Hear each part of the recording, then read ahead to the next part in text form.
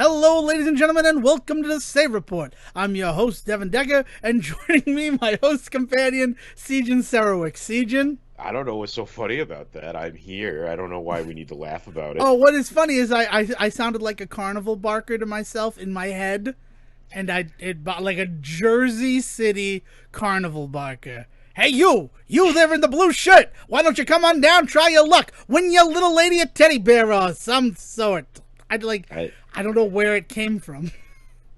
I don't know how you know I'm wearing a blue shirt now. I'm more scared than when we started. So let's roll into this I one, guess Dev. I just always assume you have a blue shirt on. Because, it My makes you uniform. relatable. My Doug Funny-esque wardrobe of just blue shirts and basketball shorts. Wow. I would never have put you in basketball shorts. You were in the finest velveteen pants. Well, my corduroys. He likes to rub them. Oh, Anywho, welcome to the Say Report. Devon and Sejohn. That's what we're here to do. I'm kicking this one off. I gotta wrap up Wings. You've been in a trilogy of Devon's adventures watching Wings. These past 3 episodes, and I want to wrap it up. And the first thing I want to wrap it up by saying is, and this is an important thing, the episode where Frasier Crane and Lilith visit Nantucket is called Planes, Trains, and Visiting Cranes. nice. I had said cranes, trains, and automobiles. No, there's no automobiles, so they actually did give it a good title. And I don't know why it took me this long to look it up. I actually do know why it took me this long to look it up, and that is because of the second thing that I did, which is realize, oh my God, don't watch Wings. I love the show. I absolutely love Wings. Wings is something that is super formulative to me as a human being. Made no more apparent than in this last 3 weeks that I've watched through the series. But I cannot recommend to people to watch Wings. Because it's on Paramount Plus, and I don't, as we were talking about before the show, I don't understand how Paramount Plus works. I give them $10 a month, and they give me access to pretty much all of the TV shows that I currently want to watch that are new. Because CBS is terrible at being on demand, so if you don't watch it or tape it on your DVR, you don't have access to it. And it turns out I'm a 75-year-old man. Who doesn't like Blue Bloods, but I like everything else. Blue Bloods gets a little too rough for you. I understand. Well, you know what? If I had watched Blue Bloods from the beginning, I think I might be on board with it. But it premiered in 2010 while I was on the ocean, and then I don't really want to watch a whole season to get caught up, and I don't want to start. This seems like a show that's very additive. with the whole family thing and them having histories. I don't think I want to catch up on this one. And now it's 17 years later, and Blue Bloods has just been forever. That's the Tom Selleck, Donnie Wahlberg one, right? Tom Selleck, Donnie Wahlberg, Ray Liotta in there somewhere for a little bit or something. I don't believe Ray Liotta was ever on that show. The other Moynihan, the Moynihan who was married to Tom Brady, the Moynihan from Coyote Ugly.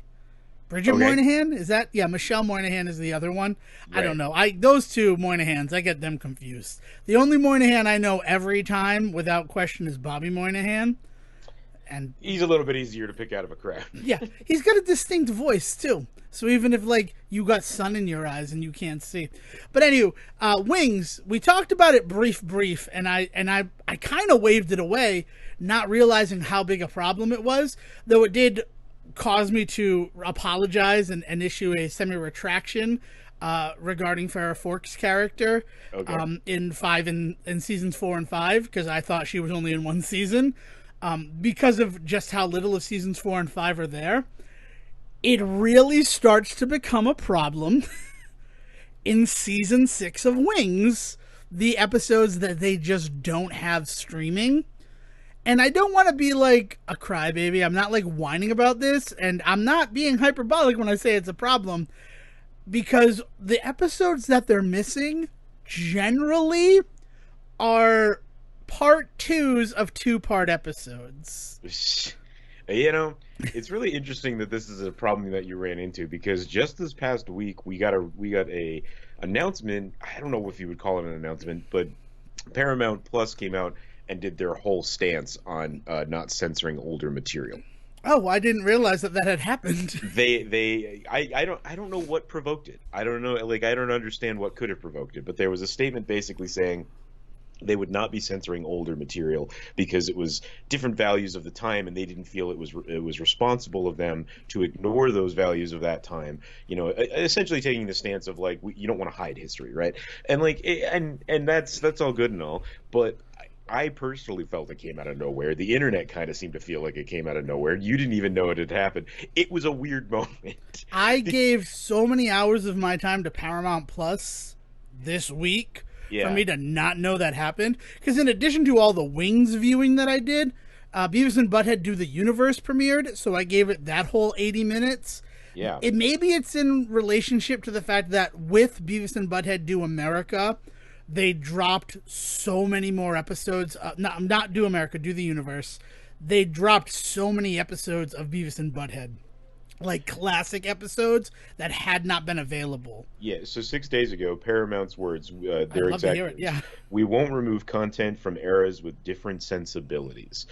But here's the interesting thing. They first of all, people have definitely called out things that they do have censored, which was one of the other big things about it immediately.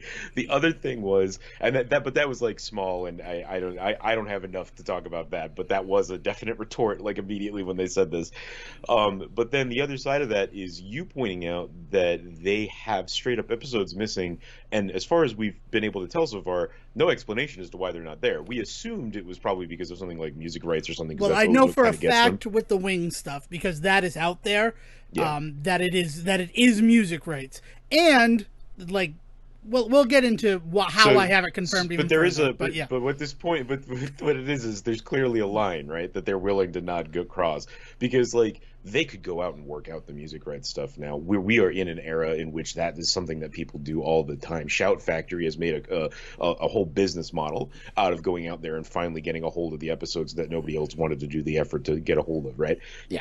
Like so like that's not impossible, but they clearly just didn't want to do that, right? So all of this stuff about them saying that they weren't going to censor, they're kind of doing that, just not maybe not for like They're for not reason, censoring for content. for They're censoring content, for right? ease of access or Right, licensing right. issues. Well, and even to this point, like censorship on a larger scale, like they are censoring for content because that content is stuff that they don't want, that they don't have the rights to, and they don't want to get into any legal trouble for. They literally won't make the effort to show them. Like it's really interesting that you bring this up in the midst of this conversation that's going on right now about them specifically. Yeah, because what it is the one that really hit me. Like, it came down to the fact where I need to start looking for these missing episodes. It's in season 6. They do a three-parter, which is crazy. Like, 3-part episode in 1994 just seems insane to me. Like, what are you trying to prove by doing a 3-part episode? Yeah, I mean, was it Sweeps Month? What the hell is going on there? I don't know. It's 9, 10, and 11. It's 8, 9, and 10 of season 6. And 8 and 9 are there. And it's like remembrance of flings past. And Brian's ex-girlfriend from high school comes in for the reunion. And she has a kid. And they're very happy to like start dating. And Brian feels like he could be a good father to this kid. And the first episode he meets, the second one they actually go to the reunion, and then at the end of the reunion he asks this woman to move in with him on Nantucket, like come live here, I want to be with you, I want to help raise your kid. And it ends on the cliffhanger, spoilers for an episode of Wings you're probably not going to watch, that Joe might be the father of the child. Because of course, right? The Hackett boys are just sticking their wick in everything. But of course, but also like yes, if you're going to do yet another cliffhanger, of course you make him potentially the father, right? Yeah. And then that episode is not available. So I went out to, and they have helped us in the past on this show, but this is not an endorsement of them. Daily Motion has made it its business to have all of the missing episodes of Wings from streaming. Nice. So I went to Dailymotion to watch that one episode, and then I'm like, well, now all the missing episodes that I don't get to see off of Wings, I'm just going to go to Dailymotion to watch. But it is not like this is the only time that happens. There is Yeah. a two-parter in season 7 that the conclusion is not available, and there is a two-parter in season 8, in which the two-parter is not concluded. And that just seems bananas to me. Those seem like the only ones that you would actually have to do the work on. But it is, but I can confirm, having watched all of the not available for streaming episodes of Wings, that it all boils down to we don't have the rights to the music we use in these episodes. And apparently they don't have the, what would you call the master tracks, I guess, to go in and change The music, yeah. Or they don't have the interest in doing that. Right. Or it would take and away. there it Well, is, though, right? yeah. Like, is they don't have the interest in doing that. It's like Paramount Plus has like, it's really weird that they drew attention to this little aspect of themselves when it seems like across the board that seems to be their biggest thing, is that they just don't have any interest in spending time cleaning up and editing a bunch of stuff, whether that is to censor stuff or not. They're just not interested in it. It's always been the Paramount Productions model too. That's the craziest thing about it. In that era where we're going to try to put all this stuff out on DVD and put it out for streaming, and the rights are there, rather than try to work them out, we're just going to omit those, because that's the big issue with things like Taxi. The second episode of Taxi just straight isn't available, and that's the episode that introduces most of the cast. So it's strange, but it's available on DVD. They just didn't go the extra mile to get it for the streaming rights. But then there are also the people who did Frasier and Cheers, and there are no episodes of Frasier or Cheers missing. So it also shows that they can prioritize those shows that they do want to put the work into to fix the rights issues. Yeah. Which is, it's kind of insane to me, like, to just have it distilled out in this way where I'm like, I love Wings, I want to recommend everybody watch it, but don't, because it's really not worth searching it out. And I might actually search out a full season of the DVDs and see what's going on, because as great as Daily Motion is to have, they clearly are all from tapes off of Nick at Night, and not just because Nick at Night is plastered in the bottom right-hand corner. They are from a Wings marathon that occurred, I want to say 2005, because it is when Steven Weber, sorry, he doesn't really ever go by Steve. Steven Weber had taken over the role of Leo Bloom in The Producers. Okay. So the end of every episode of Wings that's on Daily Motion is the Nick at Night announcer saying, before Steven Weber was making us laugh on Broadway in Mel Brooks' The Producers, he was Brian Hackett in Wings. So stay tuned to take another flight with Wings on Nick at Night. And that is right over like full scenes where things are happening. Now it's like the credits joke, so it shouldn't have any bearing on anything, but it's freaking annoying. It's freaking annoying that I heard it enough times that it's internalized into my memory and I can recite it back to you. But I am happy I had no idea that Steven Weber was ever on Broadway, let alone in The Producers.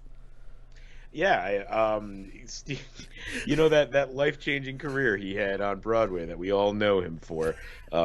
That's a good call there, Nick at Night. Yeah, it's well, they didn't know at the time, right? It was live, and it's just, oh, what a way for us to sell Wings, which they own because it's all Viacom, which is all Paramount.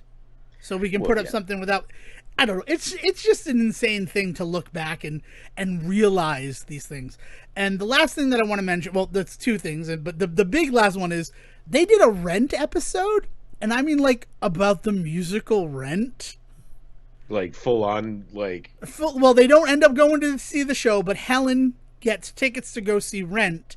And then when they show up at the ticket booth, they're under the name of the guy who gave them to her, so they're not allowed to go see Rent. And then they're stuck in New York, like they can't get back to the airport to get to their plane. So Helen has to pretend to be a drag star in order to win them the money to get back to the airport. I mean, Brian is there with her, and apparently he's got musical experience. This is another episode that is not available on streaming. It is Season 8, Episode 17, Escape from New York. and is just crazy. And I definitely remember the whole Helen pretends to be a drag queen episode, but I didn't realize that the inciting action was I got tickets to the hottest thing on Broadway, Rent. Oh, Rent. I'd kill to see that show. And it's just, wow, that's crazy. It's crazy because in all of the things of popular culture that I have seen, very rarely was Rent ever, like, referenced outside of the theatrical space for me. I don't know. It was crazy. And then I guess the other thing is Bud, the replacement for Lowell, played by Brian Haley. I thought that he was in more episodes. He appears in 8 episodes of the show, which is something that just I didn't realize. But it also cements in my mind why I didn't realize that season 8 was season 8 of the series. I just thought that it was earlier episodes because he, even when he's in the show, it's sparingly. So I'm just like, well, Lowell's not there, but like, I just figured that this is the season before they brought him in. No.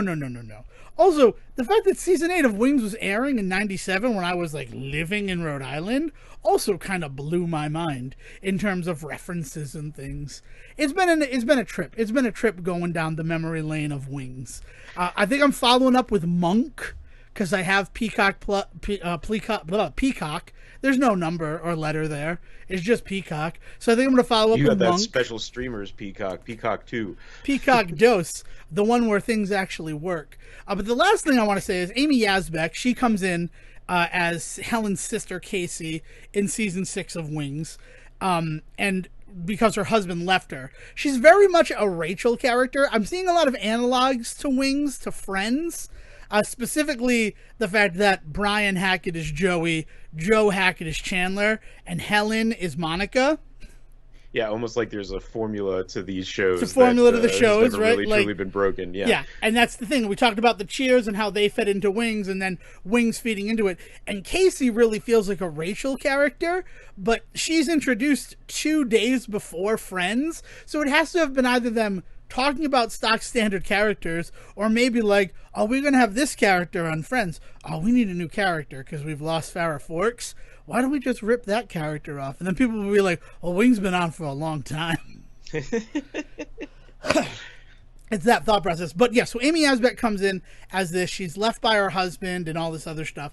In season 7, maybe it's season 8, I'm not sure, her husband comes back. Her husband is played, who do you think plays her husband in Wings? Her ex-husband, Stuart Davenport. Stuart Davenport? Yeah. I mean, Kyle MacLachlan? What a wonderful choice for that. I want you to think Problem Child. Oh, John Ritter? John Ritter ends up playing Amy Yazbek's husband in a 1996 or 7 episode of Wings. And then in 99, Amy Yazbek and John Ritter got married. I had no idea. So, like, Problem Child had at least one relationship come from it. And that legitimizes the whole franchise. Get out of my face. Get into my car. Get out of my dreams. That was just a crazy thing. And they were married until John Ritter's untimely death. So, like, somewhere that's just John a Ritter cool thing. And Gilbert Gottfried just high-fived. Gilbert Gottfried also shows up on Wings a bunch, which is just crazy. I don't know. It's just, you see, Wings, as it turns out, is a huge missing link to all this connective stuff of television. And it's been really fun to do it. And I promise to everyone out there listening, this is the last I'm going to talk about Wings for at least a month. And you can hold me to it. If I talk about Wings, he gets the series DVDs and watches through them again and has this entire conversation about missing episodes all over again. Yeah, no, but it's not going to be in the next month, I promise. But if it is, at the Say Report, call us out on it. I don't know, I'll send you like a coupon for a free taco or something. You still got that coupon for a free pizza for Pizza Hut? No, I haven't gotten that yet because the physical copies of Teenage Mutant Ninja Turtles Shredder's Revenge have now been delayed till August 31st. Oof. So if you're thinking, man, I have to wait a little bit in order to get it on July 31st, now is delayed to the end of August. I don't know how I I mean, feel this about is that. I don't know how that makes pretty me par for feel. the. I mean, but this is pretty par for the course for limited run, isn't it? Like, remember the when we did the whole Scott Pilgrim games, right? Like, I got mine pretty You got quickly, but yours, and then yours, mine was hella delayed. yeah, Yeah, I mean, yeah, you bring up a good point that like that's how limited run games works. I think where the distinction is made is ordering directly from limited run and the fact that they are produced to order, right? They're not going to create 500,000 and then, if 500,000 are not ordered, they're going to have runoff stock or anything like that. right, They right, open up the window to pre-order from them for a month. All of those ones that are pre-ordered in that month, that's all that they produce. Maybe they'll produce some extras because like, oh, we have 48,000 and it's cheaper to make 50,000, but right. now they have their retail space where they're doing things. They also are known to have convention exclusives where really the only difference is the packaging of the game, because I have Right. like a Scott Pilgrim from PAX East that was packaged in Super Nintendo box, I was and gonna say, everything yeah, else that about they it is the like just same. designed the boxes after like N64 boxes and Yeah. old Nintendo boxes and stuff, right? Yeah, so like that's the thing that they do. So there might be some runoff stuff, but it's not like this situation where they're also releasing to regular retails. Usually Best Buy will make a deal with limited run games to be like, we would like X amount of copies to sell in our stores, Hmm. understanding that it's a worthwhile thing to do it. And Best Buy, because at the heart of it, limited run games, and this is why I need to stop with limited run games. 2022 will be the last year of limited run games for Devon Decker. And that's good because I'll have a full collection of the Shantae games on PS5 in a lovely display. All my River City stuff will be done. Teenage Mutant Ninja Turtles. But I do need to stop because all I've done is take my contempt at the comic book industry and the way that they would take advantage of collectors. Primarily, the one I think about is when IDW did the Red, Blue, and Black series, Teenage Mutant Ninja Turtle like Ultimate Collection editions. Hmm. And we only have 10 of the Black series available, and it's $500 for each of them. Yeah. And then there would be people out there who like are completionists, and they would buy a red, a blue, and a black. And if they didn't get a black, like they would be upset about it, or they would be willing to pay like 4 times that $500 just to say they have a complete collection. Hmm. Limited run games is just that for video games. Like and luckily I'm not one of these people who needs a complete set. I think about things like the Vita, the PlayStation Vita. They're no longer making PlayStation Vita games, and there are people who are like, I need the complete set of Vita games that came out from limited run games, and it's like 66 carts. Yeah. And if you weren't there pre-ordering them, you got to wait for somebody who pre-ordered the game, probably played it, and then sells it on the secondary market. And it's just like, yeah, I can't ascribe to that. I'm mad about it in comic books, but I'm going to be okay with it in gaming. I mean, we've talked about this with action figures as well, too, Yeah. right? Like, this is just like toys, comics, like any one of these types of like fed by nostalgia style collection like lifestyles is just they take full advantage of that nostalgia, of that need, of that little kid in all of us that wanted to do exactly this, right? This idea that when I grow up I could buy myself all my own toys, and this is what they're feeding on. And we've said it before, it's not a healthy place to find yourself in, and when you do find yourself, like, taking a step back is always the right choice, because like you got to just reconfigure. It's not that it's a bad thing to be involved in this system and in this market and doing this stuff if you are okay doing it, or if you're healthy about the way you're doing it, and you're not spending like a month's rent on getting a hold of a video game cart, that like money you don't have. Mm-hmm. It's wild the ways in which the market will just completely devour people sometimes, though, because you're not wrong. There are people out there that do feel that need so strongly, and it's funny that you say that you're stepping away from limited run because you're not the kind of guy that needs sets, but noticeably you mentioned that the reason that you were willing to step away is you now have a complete set of Shantae, a complete set of River City Girls, a complete set of Well, no, like, it's not so much that like I have the sets of that stuff. It's like, but I'm happy with what I did while I was involved in it. Yeah. Like, I want you to know that. Like, I could stop. Like, if Shantae, the first Shantae game that hasn't gone up for pre-order yet for the PS5, if it turns out it doesn't happen until 2023, I will stand firm and not do it. I have the strength to do that. We'll see. We'll see what happens. But I am saying here that I believe I have the resolve to step away from it. I'd honestly like to do no more limited run stuff for the rest of the year. Yeah, I mean, I'll be like, I'll be clear. I don't go out of my way for limited run stuff ever. If anything pops up that I'm interested in, like Turtles, then like, yeah, okay, I'll buy something. That's right, awesome. but the Turtles one, you should be able to walk into any retailer and get it. I look, I don't necessarily disagree with that. However, the history of this particular game and the fact that there would be physical copies was already kind of a success story, right? Yeah. Like, so like to complain that we're not getting it fast enough, you get really close to that entitled gamerism that we also talk smack about a lot on this show. Like, so and I don't feel that. Like, I don't feel that. I have a digital copy that I'm playing right now. When a physical copy comes out, I would love to eventually get a hold of one, but I'm also not going to like fight off like grannies with a stick to get it. If it comes out at the end of August and it sells like hotcakes, then and I don't get one, that's a bummer. I mean, I'm still in that realm with a full-on PS5, never mind collections of games on PS5s. Like, I've had to come to terms with the fact that, like, if I'm not going to get in on this, I'm just not going to get in on this because it's just not in the cards right now, That's an interesting thing you bring up. So the last thing is, I feel bad for these people who go out and they buy the Best Buy copy of the limited run game just to have the different cover art, right? Mm-hmm. Like, that just feels, that's them taking advantage of the market. And I just want to say that because I've seen the people and I feel for you. I'm sorry that that's how it is. I'd like to talk about the PS5 for a second.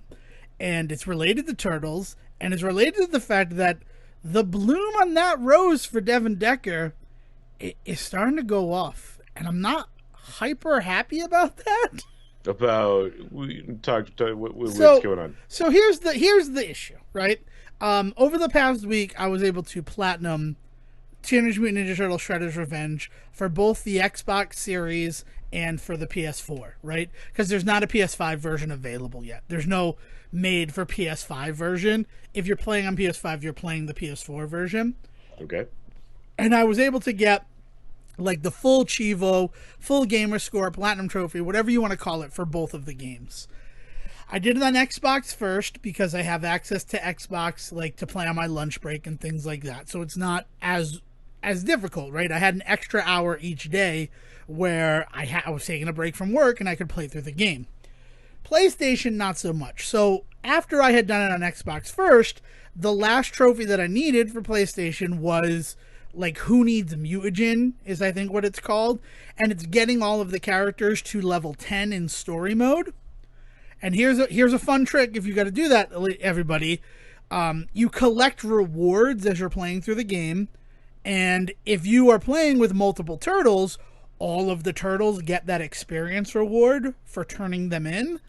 So rather than play through the game 7 more times to level up all the characters, I decided, well, I'm just going to play through the game a couple of more times and level up the characters with the rewards from turning in these things. But here's the thing that I learned in doing that. A PlayStation 5 and a PlayStation 4, right, as I came through trying to figure out what the issue was, can only have 4 controllers connected to it at any given time. Okay. I mean, that's top. I mean, that's usually the top. Why? No, Switch is 8. Xbox since Xbox 360, it has been 8 controllers. PlayStation, you only have 4 controllers attached. So the fact that they've been selling Teenage Mutant Ninja Turtles for all the systems as 6-player local and online co-op, you cannot do 6-player local co-op on your PlayStation. You can't do it. I just never would have assumed that. I thought 4 would have been the tops for everything. We actually ran into this issue quite a bit over this weekend with the Switch in trying to play Mario Party, Mario Kart, and Mario Golf. Like we just kept running into the limits that the Switch had with that. So, but those are game limits. Those are game specific. Yeah, that's what you're saying. Yeah, those are game specific limits. And I even mentioned while we were going through that, I was like, what doesn't have this problem? Turtles. Turtles doesn't have this problem. Right, and on the Switch, Turtles doesn't have that problem. You could play it with 6 people because for Super Smash Brothers, they made sure that the Switch could have 8 different controllers attached at any given So time. just so that I'm clear as to what you were doing here, is you were going through the story mode not once but twice, with you playing and just 6 people or 5 other people just standing there not doing anything. No, that's not what I did. So Okay. I played through as Donatello and got him to level 10 because Donatello is still my least favorite turtle to play as. I'm sorry. He's not my style of fighting game character. Take that, you Don heads. They're out there, and I don't want them to come for me. Dale is one of them, right? I'm afraid she's going to hit me with a bow staff in my sleep. I'm going to wake up with my hands bound in purple bandanas. I don't know what I'm saying here.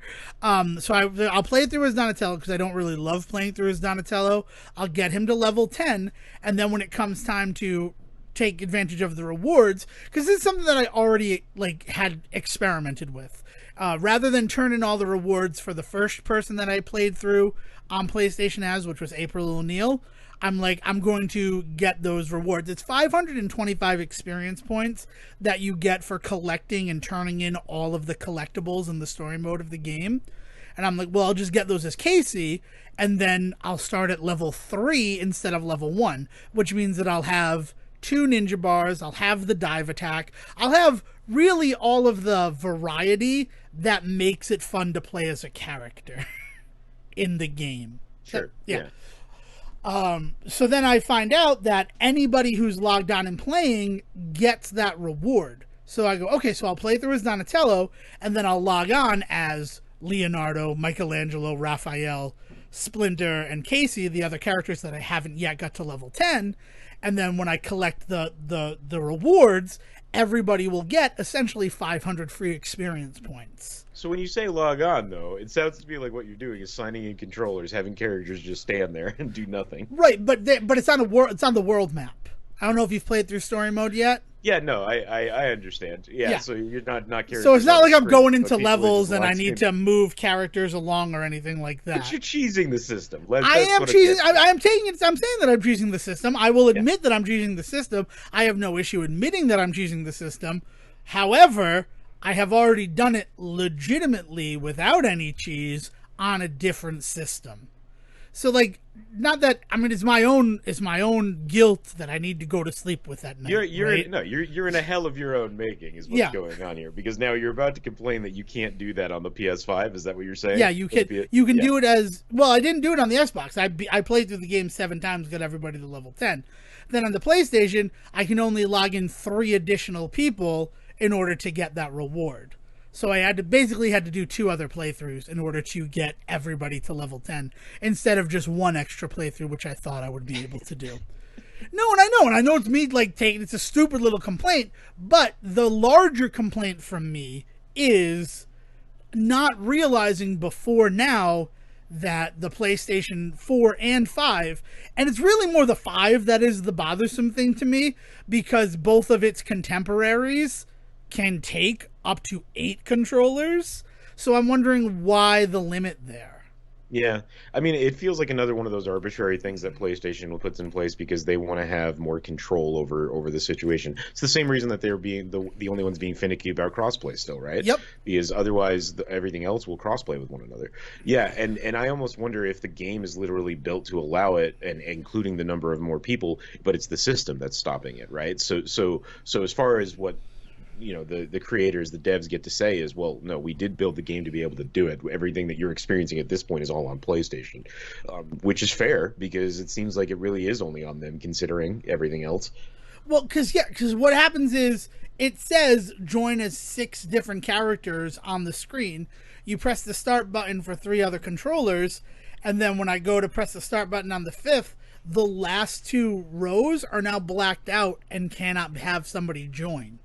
Weird. So it's something in the code on the PlayStation version, which notoriously was on a different build number than the Switch and Xbox versions for a while. Now they're all on the same build. They're all on 142 now, but Xbox and Switch were 138 on release date. And I wonder if that's what that difference is making it so it doesn't overwhelm the PlayStation if you happen to have 6 people there to play it. And it Right. was disappointing because like I was excited to get 6 people together to play the game, and I can still do it, but it's going to be on Switch or Xbox. So I I guess mean, it's yeah, yeah.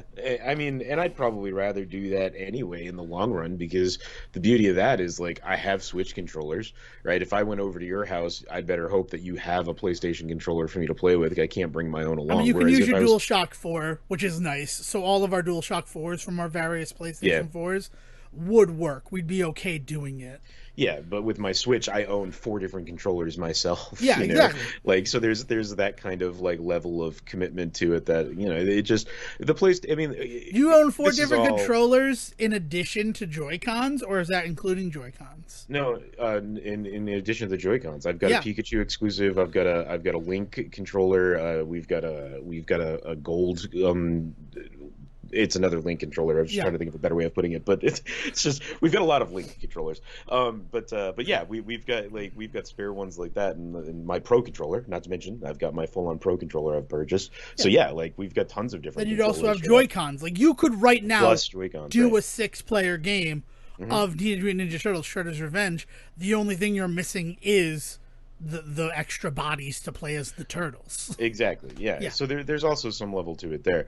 I mean, it stinks of PlayStation's need to be kind of like faux elite, right? Like Yeah. this desire to be like a boutique experience that is going to be just slightly different than the other ones. And part of having that much control over the experiences is limiting those things in arbitrary ways, because it almost it reminds me of like the same problem that we kind of are still currently having with the Stadia controller, and about like how much I want to play games with that Stadia controller if they would just unlock the stupid Bluetooth capability. And it's not even like it's not capable of doing it. It literally just comes down to the company just not making the patch out to turn it on. And it's just like, okay, this is really dumb, guys, because you're capable of it. Why would you not do this for people? And it just comes down to it's just one more modicum of control that they have that they don't want to give up right now. What's really bothersome about that is that also, by all accounts, Stadia is dead. I mean, they're not stopping support for it. They're still releasing games, but on the Google side, they're not developing any more Stadia exclusive titles or anything like that. So if these Stadia controllers I have never get Bluetooth, that would piss me off. I mean, we've talked about that Yeah. before too. But it's in those conversations, I have always come down to the fact that for Google, it's not about Stadia. It's about what all of the inner workings of Stadia are. Right. And now that they've proven that stuff can work, they are going to become the service, the skeleton service for a lot of different gaming streaming services going forward. Xbox Game Pass Cloud is built on it. And that everybody loves that. It's wonderful. So I don't know. But I never expected in my life to say that my favorite controller is the Xbox Series controller. But the fact that it's super easy to have it connect to either my Xbox or a PC, and then like it just works with everything without any issue. I mean, that's always been really the- kind of nice. Well, I didn't the realize. total I never appeal of realized an it. Xbox Like, controller to me, yeah. is at the end of the day, I don't necessarily love all of the contortions and the feel of it in my hand compared to like a PlayStation or the Stadia, but the convenience of the fact that if I went out and bought a Microsoft controller right now without even owning an Xbox, I could still use it on a lot of devices in my house. Like was always super appealing to me. Yeah. Yeah, I don't know. It's just, but that, and then finding out, like, I would gladly buy 6 DualSense controllers for this system. I mean, part of that is the fact that they don't really hold battery that well, so it'd be nice to like Rotate them out. But to now find out that, oh no, you're never really going to be able to do a large multiplayer experience in person because of hardware limitations, like software limitations. I've been dealing with that since the beginning. I always wanted to play with 4 turtles on Turtles in Time on Super Nintendo. Probably why this is all connected in my mind as a thing that exists. But even if you have the multi-tap, that game is coded to only be 2-player. Right. So, like, you're only going to be ever playing as 2 turtles. And yeah, that's just where my mind's at, and it bums me out.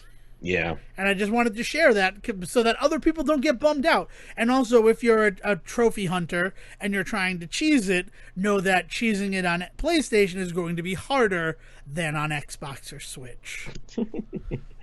Oh man. Yeah. All right.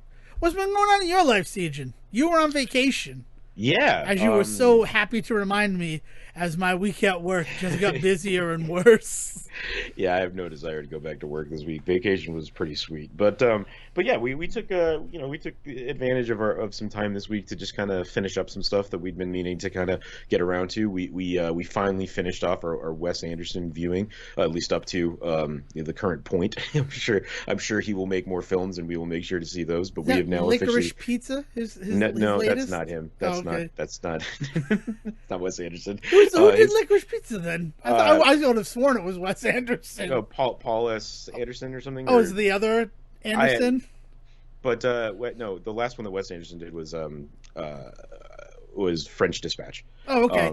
Yes, that makes sense. I just had it all. Last Night in Soho, Licorice Pizza, and French Dispatch are all the same movie to me. I know that they're not the same movie. That's an insane 3 movies to mix up, but yeah. but this is like, oh, it's 3 movies that I want to see because of the directors, which is rare for me. Generally, I don't judge based on the director. So then they just all became one sort of thing in my mind. Yeah, because I still haven't seen them. Licorice Pizza is the guy that made like Aloha and the fucking Magnolia and all that shit. What's his name? Punch Drunk Love, I think. Maya Rudolph's husband. Yeah, I'm pretty sure his name is Paul Thomas Anderson, but now Paul Thomas Anderson is correct. Okay, yeah. okay. And that would also explain why I confused those 2 movies. But yeah, so we finally saw French Dispatch. So we've seen all of Wes Anderson's films up to this point in his career, and including his shorts and stuff like that too. We like fit in, mainly because a lot of them actually feed directly into his eventual films. But he's doing a whole bunch of other projects, and I look forward to them. This one is just.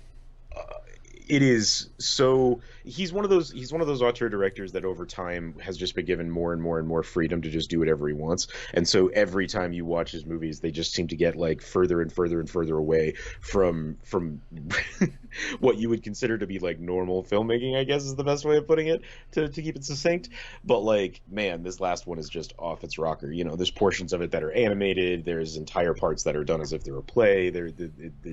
The ways in which it plays with color and black and white are really interesting. There's no rules and it's just right. So the entire time you're just watching it, you have literally no idea what's going to happen next.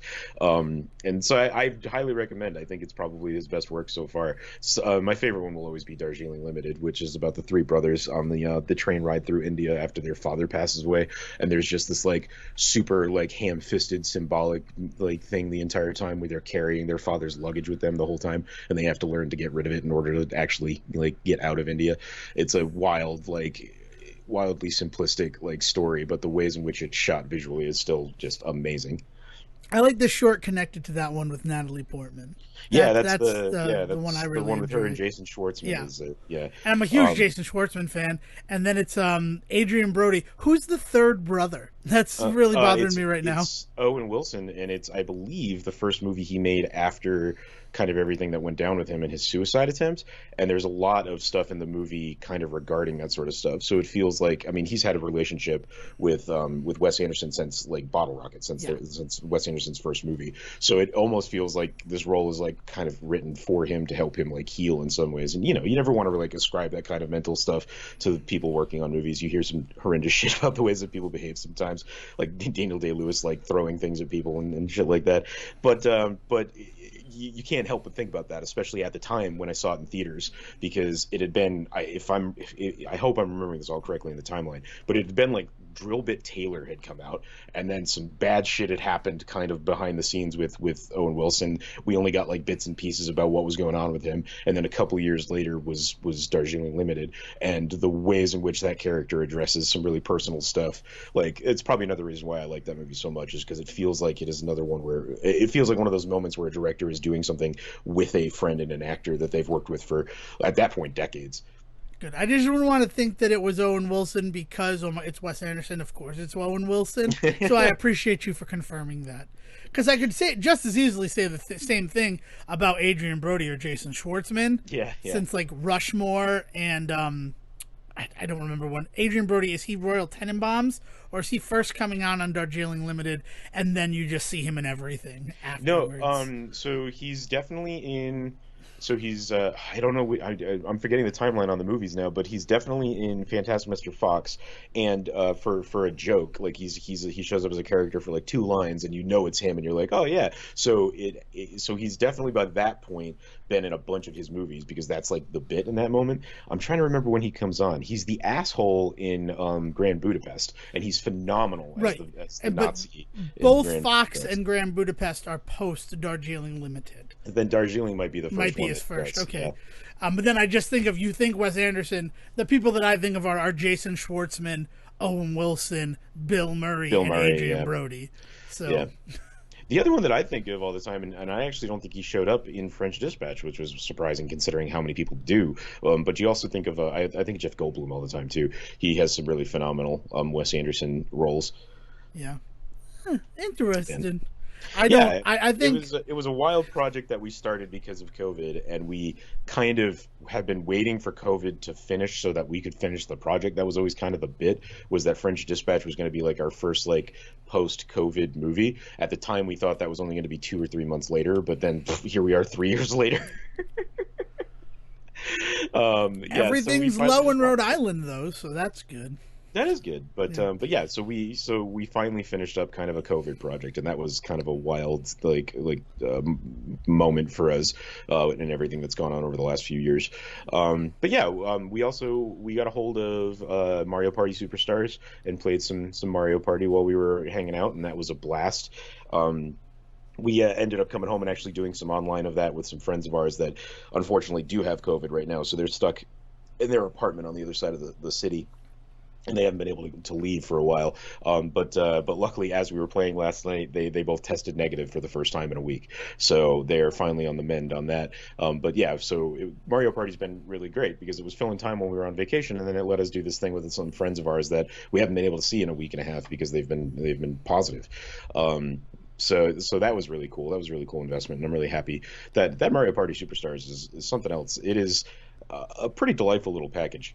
Yeah, I guess I wanted more, and I know that's like a little bit selfish, but it is. Yeah. It's like a teaser trailer, and it definitely was like, oh my god, it just made me want more. Yeah. And then like I haven't really had anyone else to play it with, has been the issue. Yeah, well, the bigger thing, and maybe you and I should definitely give it a swing then, because I've been enjoying my time with it like crazy. But the bigger thing about it that I wasn't really, I was aware of what it was. It was 5 older boards that they were kind of up-resing and cleaning up to be played on the Switch, and there wasn't going to be much to it, like a story mode or anything like that. And so I was ready for it to not be as big of a package. You and I have talked about it being, you feeling it was a little thin and all that. So I was kind of coming at it from probably the best position, right? But I cannot believe how gorgeous some of the stuff looks, and they show you older shots. Like it's built into, as you start each board, they show you a couple of shots of the old board in like the Mario Party 1 or Mario Party 2 graphics, and it's astounding. The one that really gets me is Peach's cake, the Peach's birthday cake. There's some stuff there where they show you the old one, and then they cut almost immediately to the up-res version of it, and it's like, whoa, that's a wild shot. And then as you're going around the board, you're just looking at some of the like detail work and the textures and stuff like that, and they are gorgeous. So they have put a lot of work into upscaling all of this stuff, and it's more than upscaling because they basically had to rewrite all of this stuff. Them, yeah. Right. So like there is a ton of behind the scenes work on that game, and there's also all of the stuff with like the museum and all of that, and there is a lot in there. The problem is that when I buy a video game, there is a very thin amount of actual just game there, right? And that's where it kind of starts to feel, like you said, like you mentioned, it feels like it's not enough. It feels like it wants more, like it's a teaser trailer. Because I can't disagree. I wish there was more in there. But and honestly, I say that I would want more in it. Really, all I would want is a campaign mode, and it doesn't need to be much more than playing against the computer, Yeah. but like knowing that whoever I play as, and then the other three people in that game are going to be the other three people that I play against, going through all five boards. Right. I just need something that's gamified Yeah, into yeah. it. And maybe I'm spoiled because Mario Party 8, which was the first Mario Party I ever bought. I didn't own a Mario Party before Mario Party 8, had this beautiful single player experience that Mhm. like gave me a reason to play all of the boards. Yeah, there's definitely that. I think that what they want in this version, they want that to be your online presence and your gamer card. Yeah. They go through this whole thing where you design it, you can buy different stickers and backgrounds for it. Like there's all of this ways in which you can design your gamer card, and the info that's on it is really meant to like put it up against your friends. And I think it's because when they think about the stories that people have, highlight about Mario Party, like the zeitgeist story of Mario Party, right, is like all of this stuff about like, oh, I've got a friend that's just the best at it. Like nobody, like that person just wrecks everyone, right? And so this was a way for them to take those people, those elite people, and pitch them against each other in the grander scheme of things, right? But like kind of forgetting that the majority of people that play that game don't have that kind of like get good competition like dedicated to it and just want to play some Mario Party. Like I am not the guy in the house that is guaranteed to win the game. Let me put it that Oh, way. you're not the sweatiest player in the I'm house. I'm And not that, I the mean, one with the there's the broken palms and the negativity that right, comes right. from that. Is you get all these people who are their best Mario Party in their group playing online, and then it turns toxic like Yeah. really Oh fast. yeah, it definitely feeds a toxic nature of that kind of online play stuff for sure. Yeah, and so they missed the mark, right? Yeah. Like it's Nintendo doing that infamous thing where they kind of hear half the story from the crowd, and so they think they got it, and then they build an entire thing based on that, like, and they're missing words. It's like you get it, and you're just like, yeah, this is some of the stuff I wanted, but you missed all of the important shit. And so like things like a story mode, things like maybe characters specific to boards and things like that. Yeah, there's a lot that I wish was in there as well. But that being said, I have played 5 hours of it already, and Oh, like I only just bought it on Thursday, right? So right, and that makes perfect sense. If you have people to play with, I get it. But then I don't feel like Yoshi's Island or Peach's birthday cake are gonna be heavy in rotation. Like it's fun once or twice, but then online, all I'm ever seeing is the woods or space. I um don't really so see anything else when I try to go So online. the haunted castle one is probably the most fun in terms Yeah. of like board, like most interesting in terms of board. And interestingly, it's the one that they call the most difficult. It's like a 5-star difficulty. And I think it's just because that board can be a little bit of a maze if you're not paying attention. And there's definitely some on board events that can really like change the game in an instant and stuff like that. And so I'm sure that game doesn't get played. I'm sure that board doesn't get played a lot because it is such an intense like game. Like there's so much going on that's unpredictable and stuff like that. There's a lot of unknown factors with that board that like if you are playing to like show off, you don't pick that board because there's a lot that can go bad for you, right? I don't And know. I then you're feel like that's right. the only board I ever see. Well, no, because you mentioned the woods and what was the other one? Wait, I'm trying to think what is the haunted castle one? Because That's I the last one. The haunted castle is the 5-star one. The woods and the woods is the one where the moles come up and they switch the signs. yes. Yeah, all right, that one. I like that one. Yeah, I didn't Yeah, realize that the haunted one was a different. Oh yeah, no, I don't like that board at all. The stupid right, right. eye, frick that Yes, with eye. the eye that like Yeah, that can move you across the board. King Boo is there yeah, with the ability to steal up to three 3 stars. stars. Yeah, Yeah, like it's some pretty intense stuff that can happen on that board. I thought Uh, all that was on the wood board. I'm no, no, no, sorry. no, no. Yeah. Yeah, no. So then there's Woody Woods, which is the other one, and that one is a little bit more predictable, but still actually fun to play. You're not wrong. The cake and Yoshi's Island are both pretty straightforward. They actually remind me a lot of the four boards that are just in the new Mario Party. Super Like Mario they're Party. Yeah. yeah, they're just pretty simple to get around. The star doesn't move. Like there's it's pretty straightforward stuff. It's really more about the events on the board. So it's actually kind of interesting because it feels like those are the ones that they've really gone back to with the latest one. Um, Yeah, I mean the big thing for me is it all comes down to the mini games, and the collection of mini games in this is just amazing. Like they're really really fun, and they're the way that they're all kind of worked out. Like to, I mean, I was playing on a pro controller, so it was just Oh awesome. yeah. I mean, yeah, it was I a blast. bought I bought one of those Link controllers, a Power A controller, Yeah, yeah, yeah. just because I didn't want to break my Pro controller. I'm gonna just be honest with you, because I I don't don't get as want intense as you do when I play Mario Party, so I'm okay. I don't want to break my controller. I'm just gonna be honest about it. So I bought a specific Mario Party controller, and then nobody else in the house wanted to play Mario Party anymore. And online, I'm like, these are the boring boards. I want to do other stuff. I really like the strategy in something like the Yoshi Island one, where is the star going to get moved because of this? Do I want to Yeah, pay up the thwomp toll so they yeah. can't get over to the other island? Like, Well, yeah, and like, and do I just want to stay on this island for the right now because somebody's going to get to that star and or somebody's going to move it? Yeah, yeah, yeah, like there's more because it's a simpler board. People don't want to play it, but like I feel like there's a lot of room for strategy in it.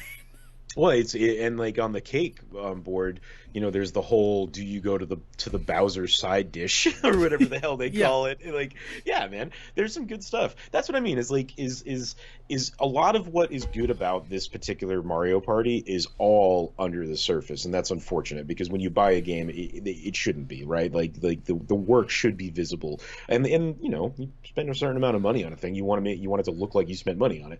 So like that's the other thing is like they are asking full price for this game, and so there should be more on the surface for me to be happy that I spent my money on it. But the more and more that I look into it, the more and more I feel like it definitely got my money's worth. But you're not wrong. It feels thin. and it really only feels thin compared to something like Super Mario Party. Yeah. That even just that one where like you play the mini games on like a world map where you beat the mini game and you move forward, like that at least felt like a single player mode. Yeah. Like there was nothing for me to like. There was nothing that kept me playing after the party, if that makes sense. Yeah. In No, I know. Superstars. I mean, as far as like the new Mario Party, what is it, Mario Party 10? Or whatever What? that one, Which one? the not Superstars one that came out on the Switch. Super Mario Party. Super Mario Party. Yep. That has the whole rapids mode where Yeah, you go which to is the rapids, fantastic. right, and that's a really fun one to play by yourself if you don't have Yeah, anybody to and play if you're with. playing with other people, it can be a lot of fun too. To like Yeah, have to do it. Like it, almost all of the modes in Super Mario Party feel like they're fun alone or with a party. yeah, Yeah. So it was disappointing to not get that same thing. When also they had promised support for Super Mario Party that never came. yeah. Because they're like, well, we'll introduce new boards, and then those new boards never happened. Yeah, it almost feels like maybe what they intended was to throw these older boards in there, and then they just decided to make them their own package. Yeah. But that's conspiracy level. Yeah, Like, we're not there's gonna no. go there, but I get where you're coming from. Yeah, And so like, and if this ended up getting a DLC, because like Nintendo is now close to DLC, it's something that I would look at and consider, because I enjoy what's there. But I maybe would like some different boards, or I'd like them to wear cowboy hats at some point. I don't. yeah, the costume stuff is gone too, right? Yeah. Yeah. I don't know, but that's it. Speaking of up-resing old games, because segues are beautiful, Sonic the Hedgehog Origins came out on Thursday while you were Right. at your Mario Party. Do you have any desire to dip into that game at I all, or? I have a passing desire. I'm not going to rush out and get it. If it ends up being like $5 someday and in a sale, I will definitely grab it. We've talked before about Sonic. I just don't get Sonic games. Like they don't. I was not brought up on a Sega, so like they're not nostalgic for me. And that being said, going back to them, like I don't know what the hook is to a Sonic game. I was always taught that in Sonic games the whole point is to go fast, so I would always just rush through levels. But now, like watching, what were you and I doing at some point where I was pointing out like, man, there's like actual things to like look for, like there's things to collect, there's ways, like playing through specifically like Sonic and Knuckles, right? Going through the level first as Sonic, then going through it as Knuckles, and then eventually you could do it as Tails. Gave you like 3 different pathways through levels and stuff, and that was all like revelatory to me. And I understand that's probably not revelatory to like fans of Sonic, but like that's what I mean is like that had never really been brought to my attention until recently. Yeah, I don't remember when we were playing Sonic together and talking about that. But Yeah, it's a lot more than just go fast. The whole marketing, I mean, Sonic the Hedgehog is a perfect example of marketing betraying the product with the whole gotta go fast, and then it gets the whole Sonic games are just hold right, because Yeah, that's not the case at all. yeah.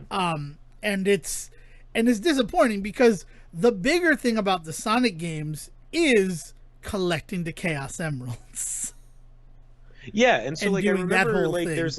there was ways to get into bonus levels to get emeralds and stuff like that, Hmm. but I was under the impression that the way you did that was go fast, right? Like I didn't consider the mechanics of what you had to do to find that sort of stuff. Like Yeah.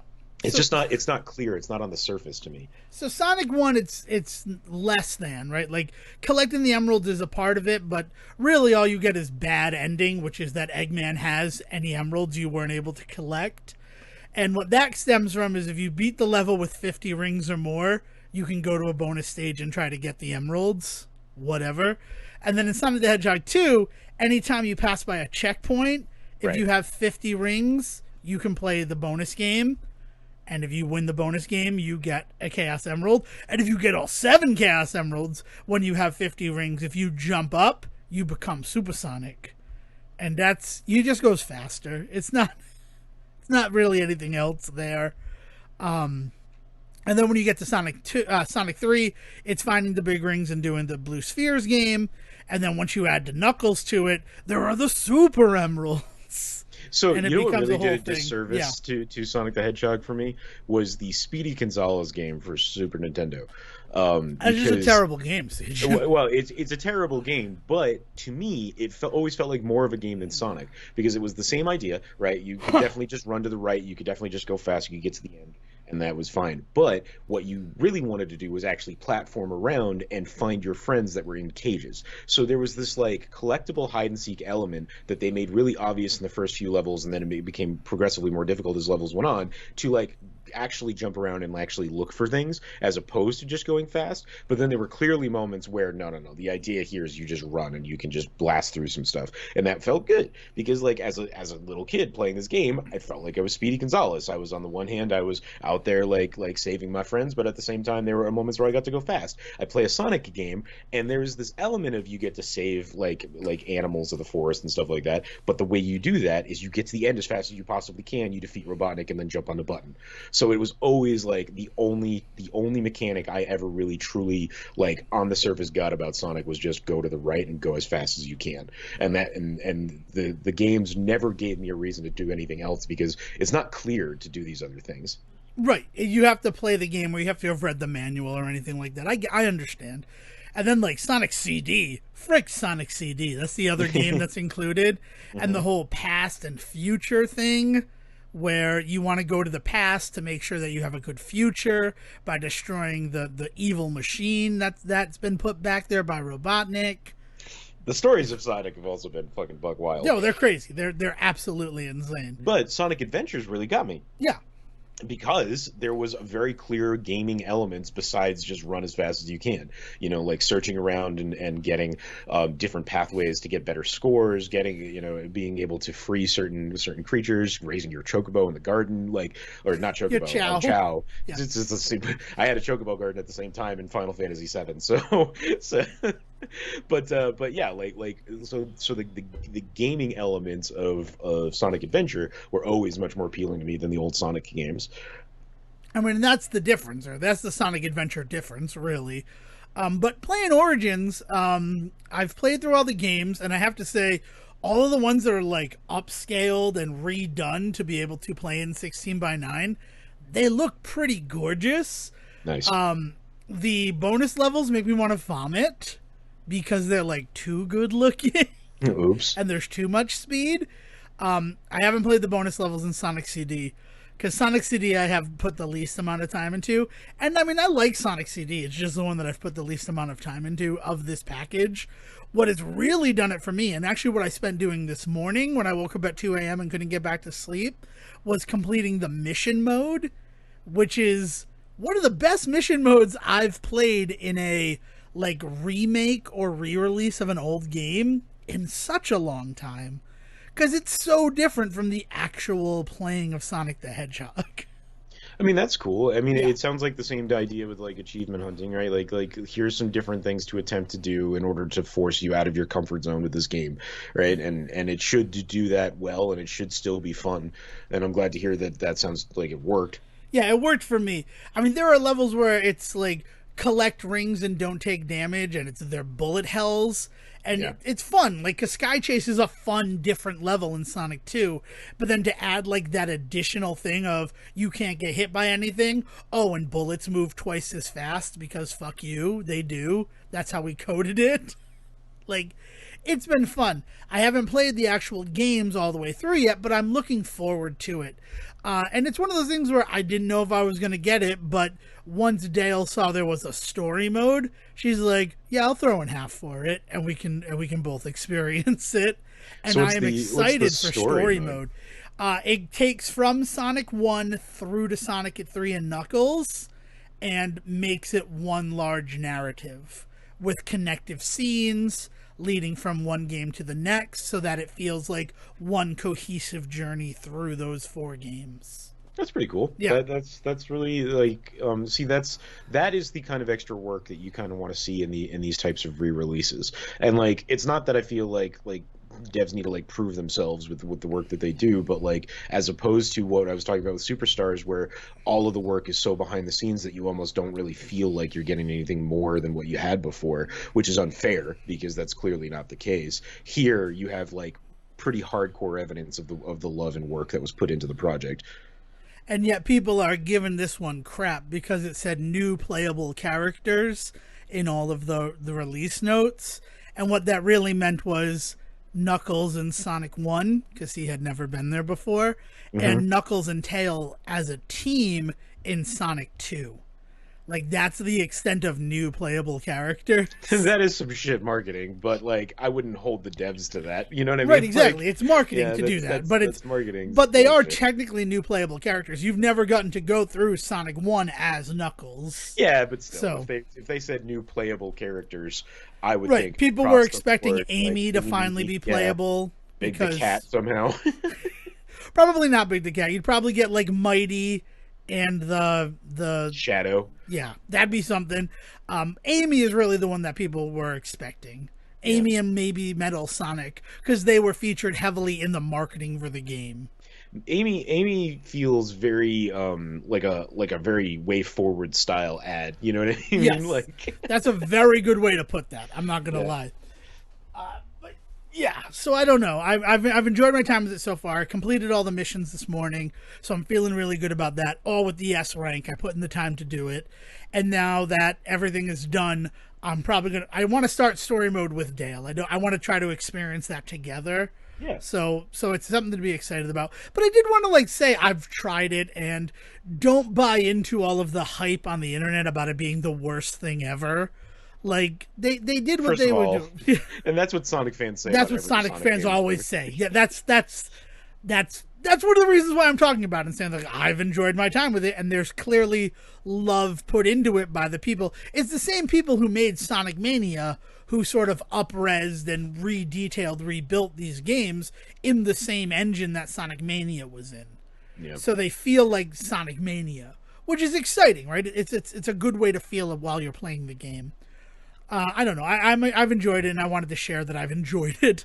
But also, to tie it together to Mario Party Superstars, all of this content, which is old content redone, is just a $40 package. So, $10 per game, that's not that bad. Yeah, and you know, with the $60 price on the Nintendo one, you're paying the Nintendo tax, right? Like, Yep. like it should have been a $40 package, but the fact that it's a Nintendo property, you can just add an extra $20 to that, and people will still pay it. I paid it, you know. Exactly. I paid it. Yeah. I paid it twice. I bought 2 copies of it so that we could play it on multiple Switches in the house at the same time. Man.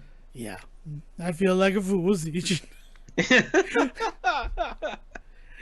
But you know, but just all cards on the table. Full disclosure about why I might have felt a little taken advantage of by Mario Party Superstars.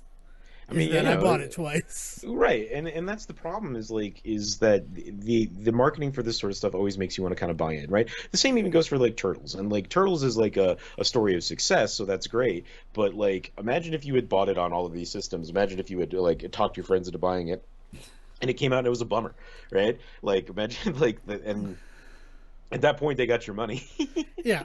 Well, you I'm know? very happy, and it's another reason the new Devon Decker is extolling the virtue of the Xbox like full ecosphere.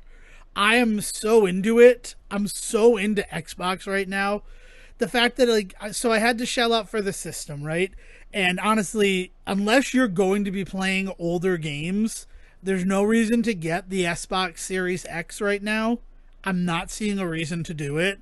The Series S at $200, $300 less than that because I've been seeing them for $250 new at locations this week is worth it. It's worth the $250. So what's the difference? See, this is the problem that they have. This is the one criticism I have against them. They have completely muddied the waters on all of this tiered bullshit between Yeah. the systems being tiered and their gold pass being tiered. Like the ways in which they have confused the marketplace, and they have since day one on the new Xbox, that is just a nightmare for me. So you're saying the Series S, which is the lowest tier console, right? Yes. And so what does that not have? It has 8 teraflops of graphics power as opposed to 12 teraflops in the Series X. Okay. The highest it can output is 140 60 FPS, Okay. where the Series X can do 4K, so 2160 at 120 frames per second. Okay.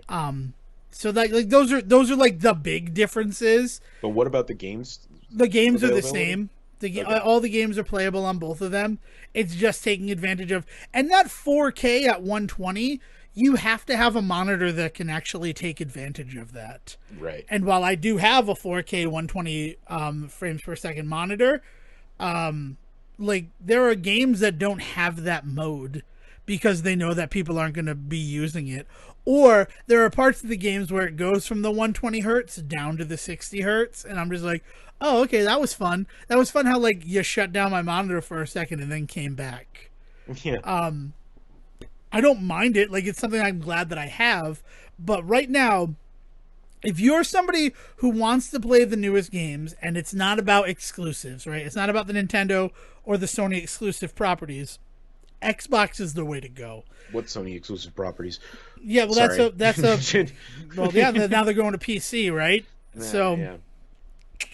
don't know, but yeah. So with the Xbox, and then games with gold, right? The gold thing is $10 a month, and that allows you to play online with people, and you get free games every month. Or you can get Game Pass for $10 a month, and that's access to everything that's on Game Pass. Or for $15 a month, you get both of those things, and you can take advantage of the cloud gaming beta. You can play everything that's on that. Like, it's so many games are available for $15 a month in terms of a subscription plan, and you can play them via cloud on both your PC or on your console. You also have access to just the PC games. If you have a gaming PC, you have the access to, because there are exclusives to that. Like Vampire Survivors is on PC Game Pass. I don't get to play it on that because I already bought it on Steam, so why wouldn't I continue my Steam playthrough? Right. And they've said that once the game is complete, once it's no longer in pre-release, because it's crazy to me that since I joined Vampire Survivors at the end of April, there's already been 4 major patches to the game that have made the game feel so much larger and more robust, and yet it's still not out of early access. I mean, it's if they can manage to pull off, if they can land on their feet with the release of this game and actually put out a really solid release that garners the attention it deserves, like it is going to be a hell of a great story of like pre-release and customer support and all that sort of stuff. It sounds like that everything's been going gangbusters for that game, and I really hope for the best by the end of it. Yeah, I've been having a blast with it, and they're listening. Like the Discord, I joined the Discord for Vampire Survivors, and the creator of the game is in there Yeah. listening to what people have to say. And like the beta is available to anybody. It's not a private beta, it's a public beta. So like they just had a patch release on Thursday, but the beta of that patch released on Tuesday, so that by the time the big patch released, glitches had already been found, talked about, and repaired before it went wide to everybody. Man. And it's just been this is what early access should be.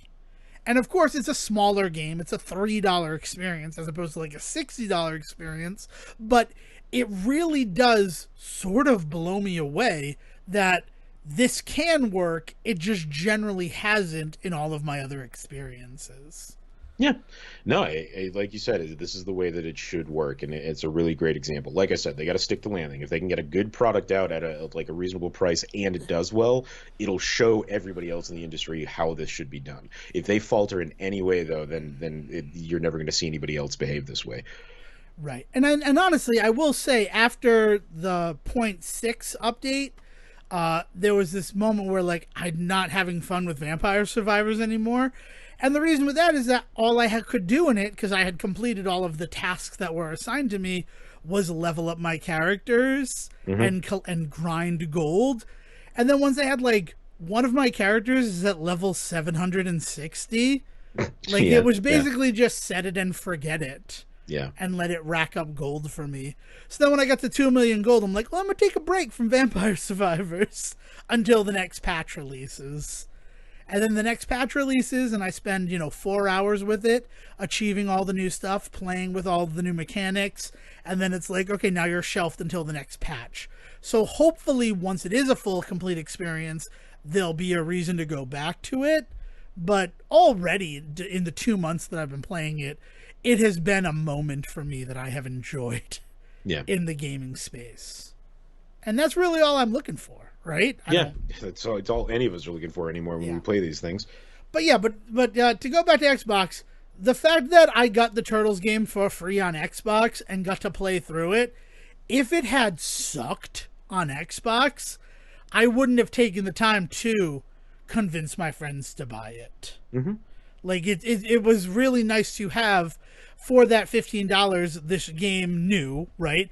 At $10 less than if I were to buy it. Right, so I'm already saving money on this game and then having access to all of these other games. Right. And what it boils down to, because there's a lot of like detractors for the Game Pass model in terms of you don't really own your games or there's too much content. Like those are the big issues that I hear people bring up about it. Yeah, I don't own the games, but I have access to them. And if it comes down to the fact that I don't own the game anymore, I can always buy it. If that's how I want to feel it. But like that's not how I'm approaching my Xbox Game Pass games. Really, all I need to do for me to feel like I'm getting my money's worth is complete one game per calendar month.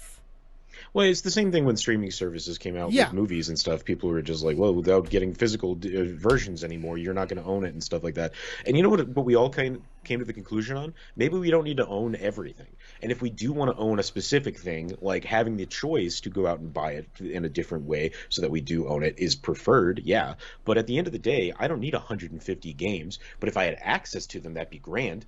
Yeah. You know what I mean? Okay, yeah, it's really sad that I don't own Bubsy, but the fact that I can hop onto my PlayStation now and play play one of those new Bubsy games is cool because like maybe I want to kill 5 minutes one day. Those games suck. I don't want to spend the money on and own them though. So it's a nice little compromise between me and the company where like I will give you this extra like amount of money per month now with my PlayStation Plus to have access to these streaming games because I don't necessarily want to own these games, but being able to play them is cool. And then when it comes down to it, when a game comes out that is a physical copy that I want, I will go out and I will do that. And if they don't have a physical copy, that is a bummer and eventually something that we will have to talk about. It's how we've kind of ended up in this position where companies like limited run games need to exist is to make sure that that choice is still there for people. But I don't know, and also that conversation about not owning your game, even buying a physical copy. We say this every time. You still don't own your product, people. Read those user agreements that you're so quick to accept, because if you look at any of them for the last 20 years, you haven't owned a thing you've bought. Not even your physical PlayStation. He's not wrong, ladies and gentlemen. He's not wrong. But and that's the other reason why, to tie it all back to my limited run games thing, like this is the last year of it. My favorite game of the year still 2022. All of the games that I've put in, it's still Infernax. Nothing has captured my heart and my mind the way that Infernax did. And because I got to play it for nothing, well, not nothing, for $15, right, as part of my Game Pass experience, if it were to come out on limited run games in a physical form, I would not feel as bad spending the money to get it physically. Because essentially, in my mind, I've already gotten to play it for free. Yeah. And that's just where my mind's at. Well, I mean, like on a larger scale, like I've been kind of dealing with this conversation with something like Tiny Tina, and the whole like back and forth rubber banding of people loving that game and then hating that game depending on what day of the week you want to talk to the community about it, right? And like at the end of the day, I bought the $90 like super deluxe version that was just going to have everything in it because that's just what I've done with the last couple of games since Borderlands 2, like right, like I did it with pre-sequel, I did it with 3, I've now done it with Tiny Tina. Like I really love those games, and I love the developers of those games, and the work that they've done is some of the best like gaming, just behind the scenes work, both socially and also just technically. It's been amazing watching them build those games. So I spent that money on that version, and there are people out there that are like, but you regret that now, and it's like, no, I don't. Even if none of the DLC ends up being to my liking, which is actually not the case. I've actually quite enjoyed a lot of the DLC. It's not been nearly as robust as the other games, but I feel like there's reasons for that people just don't want to address, like the fact that this game was made entirely during COVID in lockdown. It's actually like part of the credits of that game is this huge explanation and thank you to people for like the like year of delays that they had and everything, and that the game was made entirely remote, like is an insane feat to me. And the fact that there's not some robust DLC, that's okay. And like, well, also, and this is as an outsider who's only seen parts of it, it feels like the actual package, like the original game that you got, was a more robust experience than some of the other Borderlands that I've played. Depending on how you approach those games, that isn't, I don't disagree. There was a lot to do in that game. There was a lot. Some people, it's not about those collectibles. It's not about hitting every parts of those maps. It's about like the replayability and running in and shooting stuff up. And I feel like they did a really good job with that stuff too. But again, it just depends on the day of the week that you talk to somebody about that game. Is going to depend on what kind of response you get to it. But I in no way regret spending that extra cash on that game because I had that money saved up with the intention of doing it. I knew what I was buying into when I bought it, and I got more than I ever hoped for with it. So like in every way that game paid off. It's that extra money that I spent on it. That's not true with every game, and I'm not going to feel that way of every game. And like, so I don't spend that money on anything else nearly, right? Like I don't know another game that I go out of my way to buy just the game and the DLC along with it day one, just because I don't feel that way about any other developers or any other series. And I'm allowed to do that, right? And so you're definitely allowed to have that. The problem is that when you enter this realm of like talking to anybody about this stuff, there's this like monolithic assumption that you're doing that. If you do that with one game, you must do that with all games. And the ways in which people are like, why would you spend your money on this sort of stuff all the time? And it's like, I don't all the time. we have many times we have been kind of guilty of this exact assumption when we talk about like don't pre-order games, right? Because pre-ordering games sets this like really bad standard for stuff. But at the same time, if there's something coming down the pipe that you know that like you're in, then go nuts. Like throw your money down, get your copy of it, and have fun with it.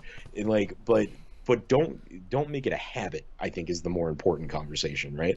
And like with all of this stuff, with limited run game stuff, with buying into the DLCs, with buying into these remakes, with all of this stuff, the problem is that there's too many people in the gaming like fandom that make it a point to collect them all. Right? They want to have this collector's mentality of getting their hands on everything, and it leads to them spending a lot of time and a lot of money on products that are not worth either. And you just got to be careful of that, because that is what sets bad precedent for the industry. Yeah. What I'm going to say, if you're someone who one of the only reasons to pre-order now even though it's dangerous and even though it's kind of gross, is your pre-order bonuses. As long as you pre-ordered a game before it releases, you still get those pre-order bonuses. Like Sonic Origins, I bought it an hour before it was playable, and I got all the pre-order stuff. It's not like you need to pre-order it 6 months ahead of time in order to get a pre-order bonus. I mean, sometimes it might be like that if it's like a physical thing at the time of pre-ordering. Right. But a lot of that went away when they realized, oh, if we give them like an extra shirt for their pre-order in game, that's enough of an incentive for people to pre-order. That kind of all went down the we kind of all realized that was going south when was it Modern Warfare 3 that came out with the night vision goggles or some shit. Like there was that. At some point you got like a drone. Fallout 76 was kind of the last thing that killed pre-orders. Jackets, right? Yeah, with the jackets and the bags. Yeah, the jackets were literally just like parkas from from the state fair or some shit. Oh man, you mean ponchos from the state fair? Yeah, they were. I'll take a parka, being all warm and stuff. No, they were like just vinyl rain slickers, or like it's supposed to be a canvas bag, and it was just made of plastic. It was like an IKEA bag. Yeah, like it was. Like those things have happened where like the physical pre-order bonus has gone away, but I don't really love to take advantage of that pre-order stuff, and sometimes I still get screwed. Like Deathloop. Deathloop is my last big loss in terms of buying a game at full price the day before it came out to get all of the bonus stuff. Yeah. Because Deathloop, I think you can get it for $5 at Target right now. And I got to tell you, that's still too much money for what Deathloop is. Someone's like Cheap Ass Gamer or one of those like aggregates on Twitter that tells you when games are hyper affordable was like Deathloop $5 at Target, and it took all of my power not to comment. You're still getting ripped off at $5. And I don't want to they clearly put in work into that game. It's just not what was promised at all. Conceptually, what that game ended up being was just Hitman, right? Yeah, And like the ways in which you can replay Hitman levels 1,000 times to get them right. They just made it narratively important to do so in that game. Is basically the only difference between that and just getting and Hitman has been available for free left, right, and center. So go and get yourself some good Hitman levels instead because they're better made and have more replayability from what I understand. It's also one of those games where like the time loop, the Groundhog's Day of it all, is not present from the beginning. It takes like an hour and a half of gameplay for that to be part of the game. Man, you know what else I played this week that has a time loop mechanic in it that is phenomenal and is there from moment one is Sexy Brutale. Have you checked that out ever? I have not played that one yet. It's an isometric like puzzle game. So like it's not necessarily your bag is what I'm getting at. But it's just funny that you mentioned that because that time loop mechanic is like the core mechanic of that game and is present from the moment one. So like the whole idea is that you are a person at this masquerade party and everybody ends up getting murdered by the end of it, and so you can solve each individual murder by reversing time and like moving things, or like for instance one of the first ones is you can unload a gun and then disappear, and then so somebody shows up and they grab that gun and they go to murder somebody, but then it doesn't work, right? So then they get caught that time and you stop that murder from happening, and that's kind of the mechanic throughout the rest of the game is you want to save everybody that you can. And it's amazing to me because everybody kept talking about Deathloop and this being this thing, and I just kept thinking about this indie game that was already getting praised for having the same type of mechanic and working beautifully. And so it's just funny to me to hear that like this AAA title that like based its entire concept on this same mechanic couldn't pull it off as well as this $15 indie game that is still, I think, a fucking gem. Anybody should check out if that was your hook, if that was your reason for getting into it. And as Devon pointed out, you'll be sorely disappointed in Deathloop because it doesn't even introduce that mechanic right away. Then do yourself a favor and just grab Sexy Brutale because it's a better version of that exact mechanic. I mean, I think Deathloop as a concept will one day work. The bigger issue for me, right, it sucks that it takes a while before the actual Deathloop mechanic kind of kicks in, where like you can use your knowledge for anything like that. Or you get to like bring stuff with you through the loop and how that works. Yeah. The big issue that I have with the game is that each day is separated into 4 chunks. Mm-hmm. So it's not like a seamless thing throughout the day. There are doors that you go through, and when you go through the door, it's no longer morning, it's now afternoon. And so, like, it doesn't feel seamless. Yeah. Like, if we could eliminate all loading and it were a seamless overworld where, like, you have 24 hours in the game, and, like, maybe if that even just equated to, 2 hours real time, it would feel better. But it doesn't feel good the way that they broke it up in Deathloop. And I've talked about that before.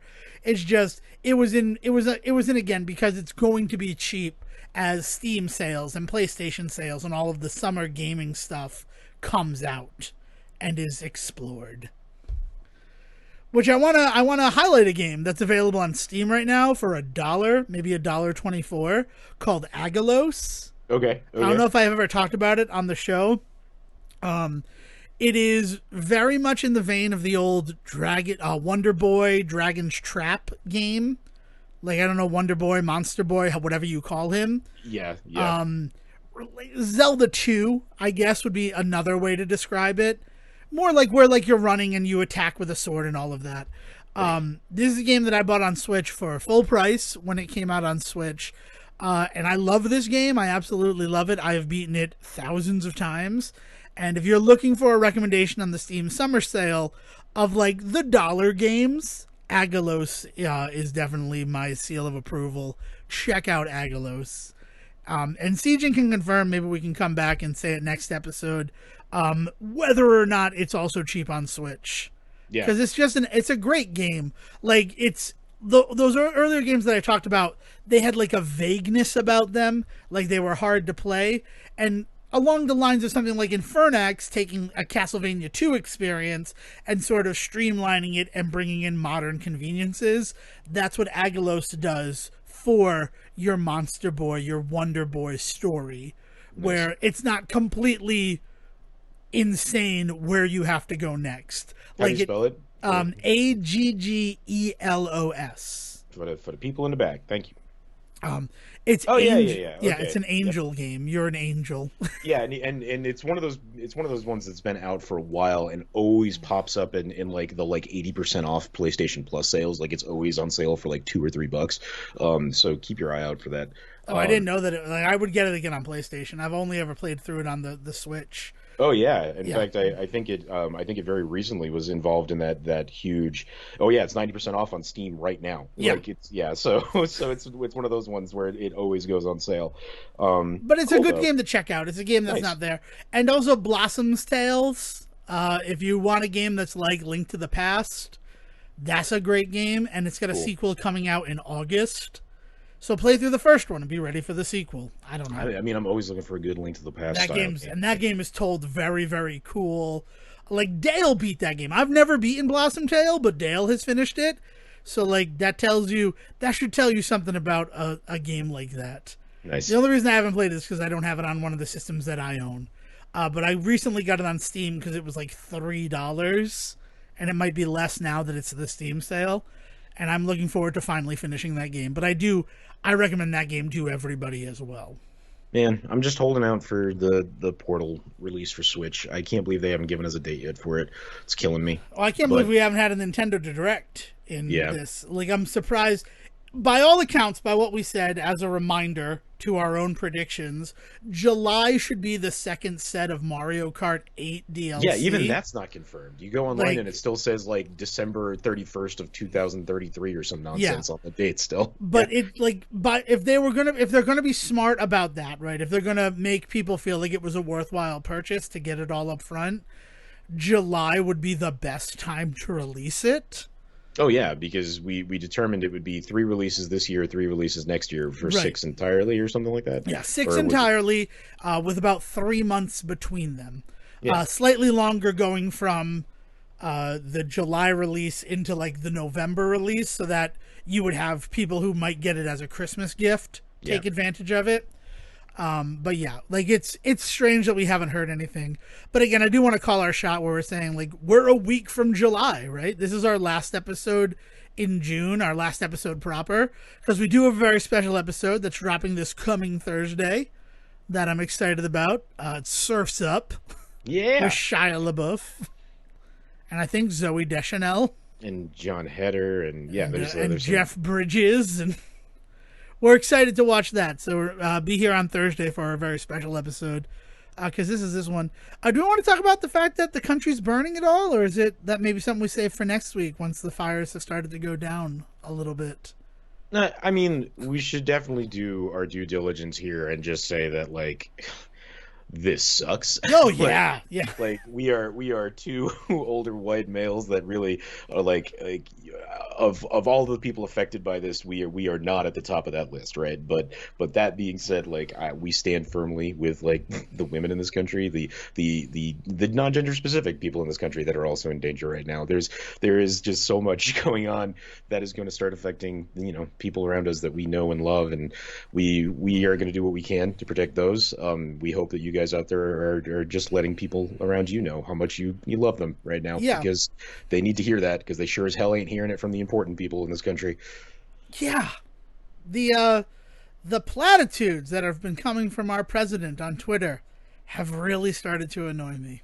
I am officially at a point right now, of swearing off social media, and this is not in like a like everybody should get off Twitter type of rant, or like I'm better than you guys, because I don't do that stuff, because I do that stuff. I always say I don't want to do it anymore, and then I find myself on Reddit within the next hour. But I, for my own like health, need to at this point really step away from that stuff. So I haven't even been paying attention to some of the Twitter stuff that's going on. The most I've been looking at is there's a couple of YouTubers that I follow just because I want to make sure I know when their streams drop. Like that's the most that I'm using that for right now. And then completely walked away from Reddit at the time for the moment. I just can't.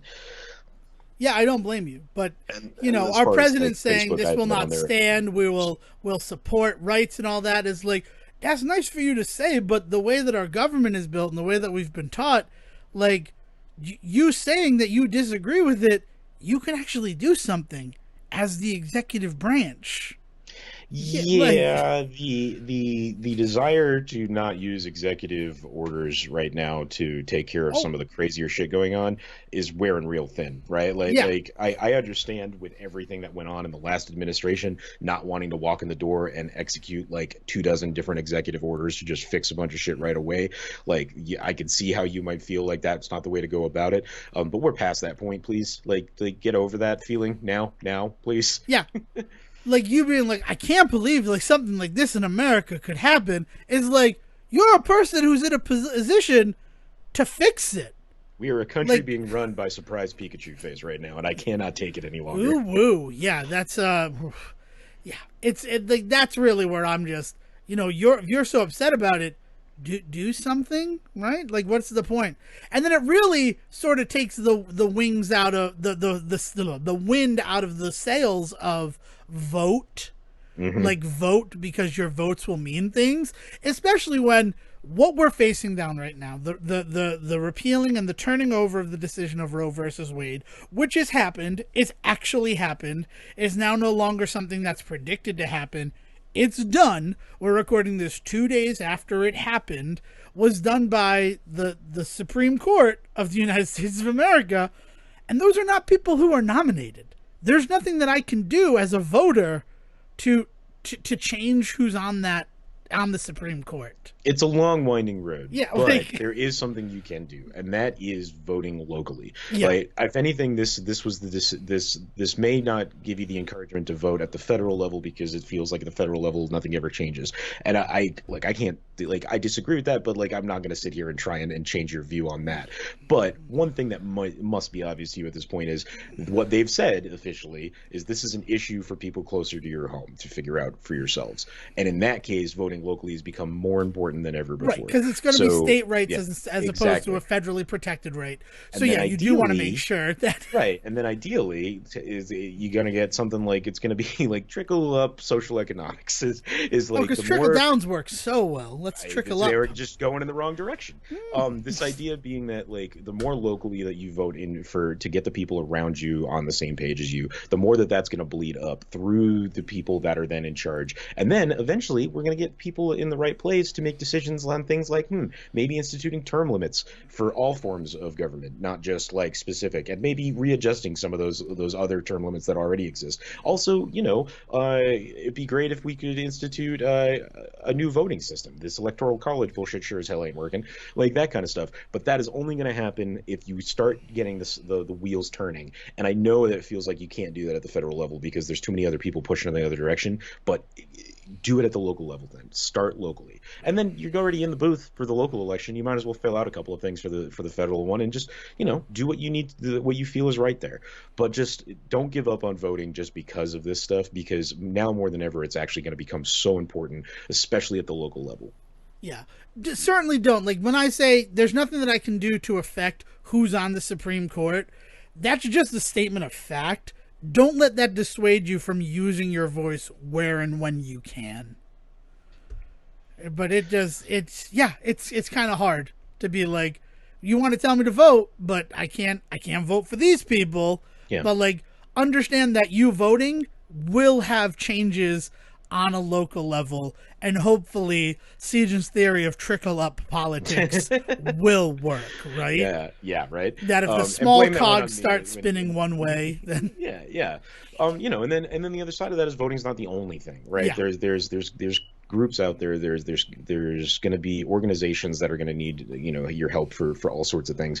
It could be something as simple as just showing up for a march. It could be on a more long-term level where they just need somebody to help process like applications for people wanting to join their group and things like that. Just anything that you can do to help out, no matter what position you're in. There's something you can do. I'm looking into stuff like signing up as a possible driver to like drive people over the line to Colorado when inevitably Utah kind of brings the hammer down on this stuff. And like I don't know if that's something I'll be able to do, but I'm sure looking into it right now, because like you want to just do anything that you possibly can to help out in these moments, and like don't limit yourself to just like what you can do while looking at your computer, because there's other places you can go to look.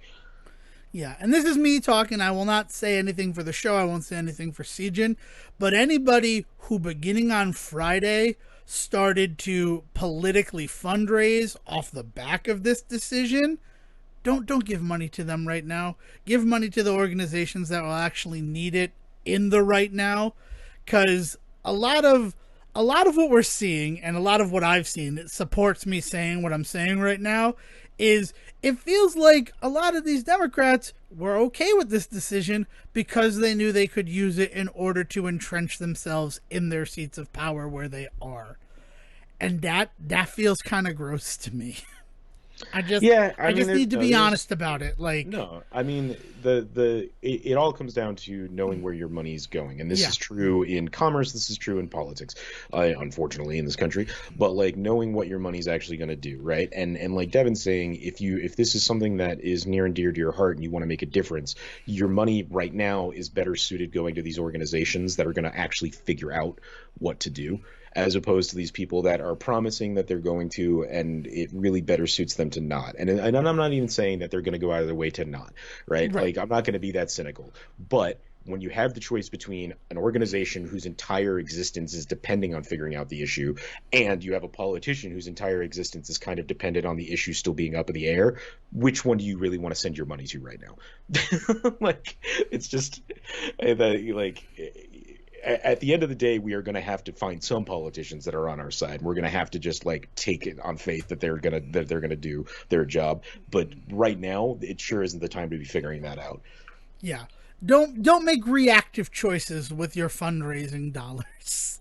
Is what I don't know. Like, I don't know how to say it in a term. Like Sejohn just said it the best. It's just all these things, like the emails that I've received, like, you need to donate money to me now so that we can fix this problem. And I'm like, didn't you kind of have 2 months to fix this problem when they said, this is what we're going to do in 2 months?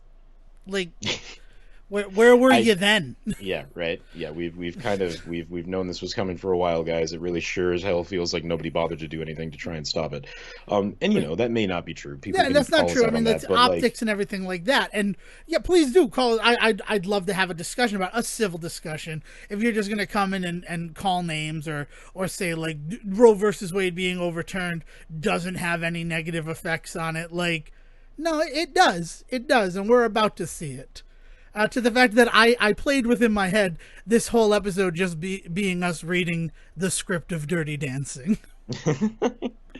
Oh man. Yeah, it's a scary time right now. And just like I said, just make sure that the people out there that you care about know that you care about them Yeah. and work with them to figure out what they need specifically in this moment. Because Yes. everybody needs something a little different right now. And that's the other part of what's wrong with kind of the immediate reaction is we all kind of want to put our foot down in one direction or another and start doing something, and we don't want to lose sight of the people around us in that, you know. Yes. But yeah, as much as it's fun to talk about the frivolity of wings and Sonic origins and all of that, we don't. I didn't want to ignore that there's a pretty huge change that just happened in our country Yeah, within the no, last and 48 hours.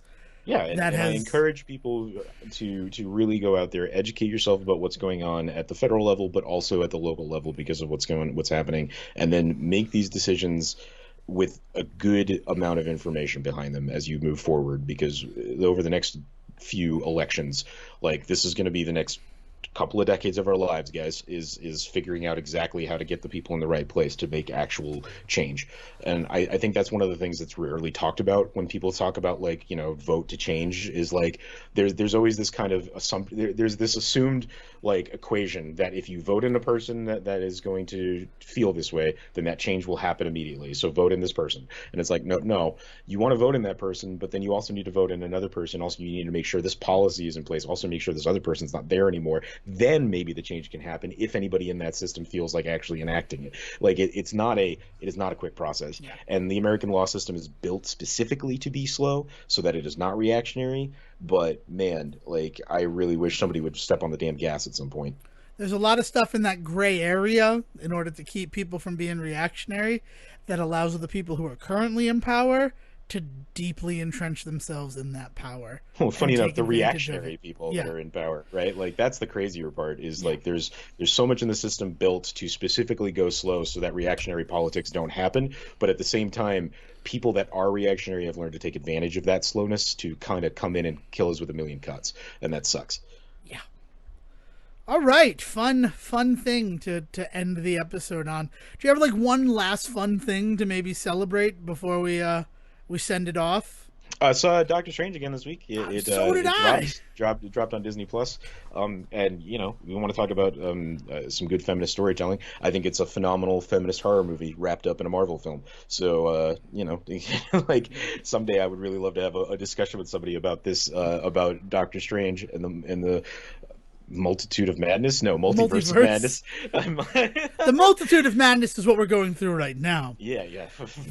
But that in in light of films like The Babadook and The Witch and stuff like that, right? Like looking at Wanda's story in this movie and specifically the dual roles of Wanda in multi in two universes, and well, I think three universes technically you get to see by the end of this movie.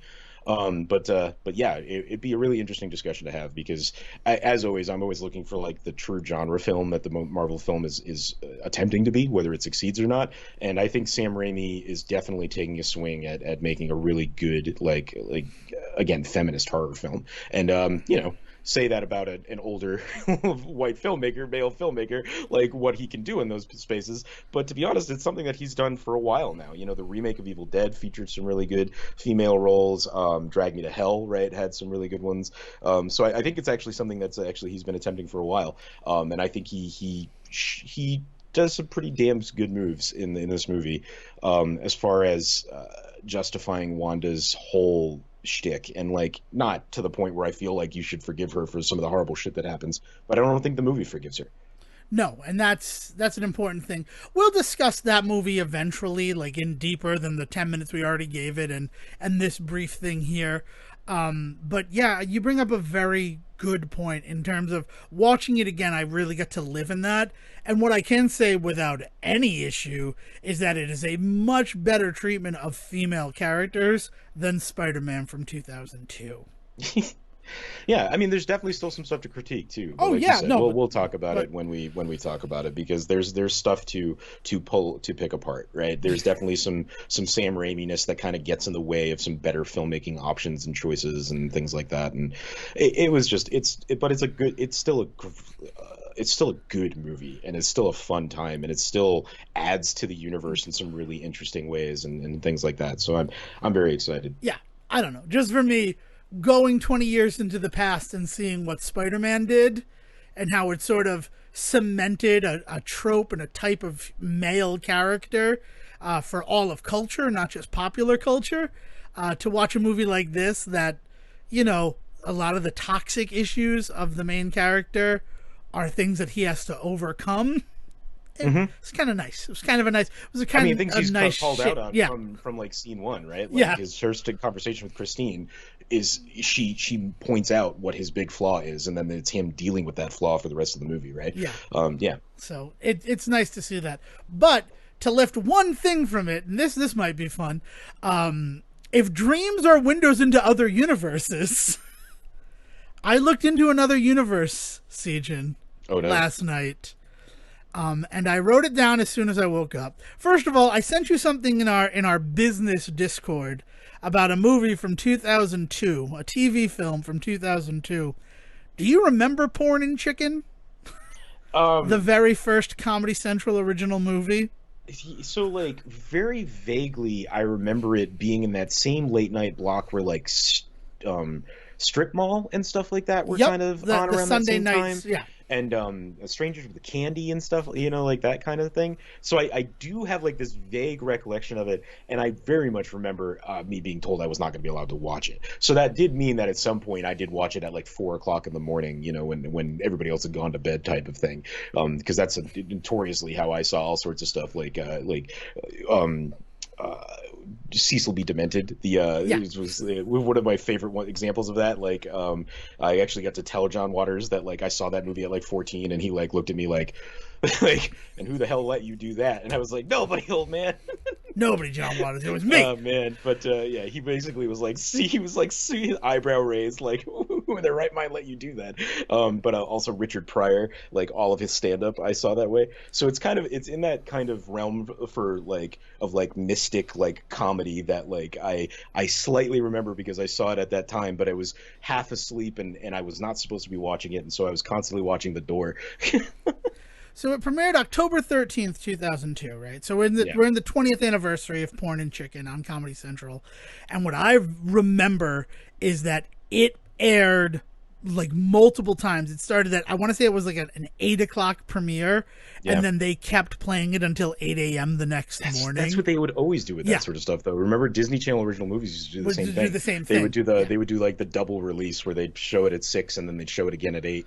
Yeah. So like this was a movie that was on that entire weekend for me in my room, not on anything but my room where it was on. And 2002, so I'm like 13 maybe. I'm doing the math real quick in my head. 14, like maybe 14, who knows. But yeah, so there's my thought process about this movie. And in my dream last night, the universe where I visited, that acted as a pilot episode. And Comedy Central would go on to do 36 episodes in a series called Sex and Chicken instead of Porn and Chicken, because like that was too much for middle America. Like so Sex and Chicken. And also in this universe where there were 36 Porn and Chicken spin-off TV show episodes, DVDs were still king. So it was 2022 and I went into a store where like everything was on DVD. I picked up a season 22 copy of The Simpsons on DVD. Guess what character was devoted to season 22 in this universe that at this point I have to imagine I was glimpsing into in my dream? Molman. No, that it was Sanjay Nahasapeepapetalan, Nice. Apu's brother. Nice.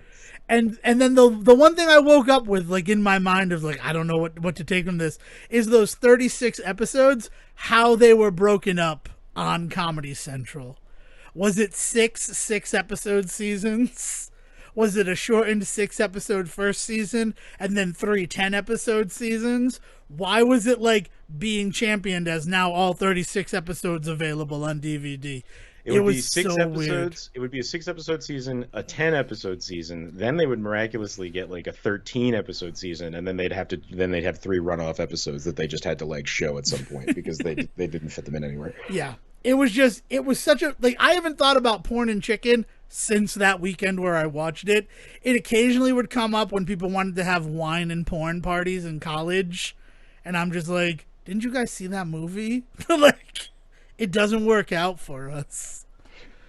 I don't know, but that's where my mind was. And it really felt like on the heels of rewatching Doctor Strange, a glimpse into a different universe. And so like it's a really wild kind of like Van Wilder American Pie style swing for Comedy Central, right? Like they're trying to do the National Lampoon thing, and they just don't. It doesn't catch on. Who is like the big grab for it? Is there anybody in it that like goes on to? Like it's not like it's like an Upright Citizens Brigade movie or anything. No, it's right? just like a bunch of people together. Angela Goethals is one of the people that I recognize from like the main cast of characters, and even she didn't really go on to anything big. It's just a name that I knew from stuff. Josh Pays is their professor, so Raphael from Teenage Mutant Ninja Turtles, the first live action film, is their professor in that movie. Jeffrey Arend, I think, would have to be the most prolific actor who comes from that movie, and I might be wrong on that. And I don't even know. Do you know who Jeffrey Arend is? Is that no? Yeah, it doesn't even. Yeah. Did you ever watch Undeclared? The follow up to Freaks and Geeks. He's the guy who does all the impersonations that. Oh, dates. Right. He's the one that's in like the Super Trooper movie. Yep, he's in Super Troopers. The schnozberries tastes like schnozberries. So he had been doing stuff like that's why he was in the movie, and then he goes on to be in all 5 seasons of Madam Secretary, which feels right because Tim Daly. So probably Jeffrey Arend when I was going through, because I looked it up. First of all, the movie is pretty much considered lost media at this point. I can't think of anywhere that you can find it. I know that I'm going to look for it, but I'm not. It's something I've been trying to watch again since that first time. But it's interesting that you bring up Disney, and this will be it, and then we'll send you guys on your way, and you can enjoy the rest of your week. The opening song for the movie is Strange Disease by Prozac.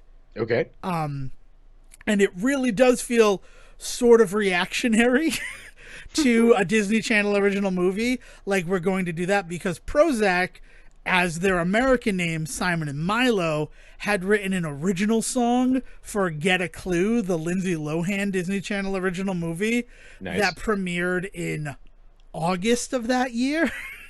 That same year. They were just so there's like across the board. And it is one of those situations where it's one of the only times that Prozac is also credited as Simon and Milo for the use of Strange Disease, because like 40 Days and 40 Nights with Josh Hartnett, that is the credit song is Strange Disease, and they're specifically credited as Prozac, but they are Simon and Milo for the Porn and Chicken. Interesting. Like that's where my mind's at. It's all connected to music. But yeah, so if you have a copy of Porn and Chicken, right? We're gonna rush to the end here. Get me on Twitter at Devon D. Decker, because I want to watch Porn and Chicken again and just be reminded. Yeah, and man, I threw you off. I'm sorry. No, if there's anybody out there that wants to talk Doctor Strange with me, then you can hit me up at Siege versus the World. All right. So until next time, remember, stay strong.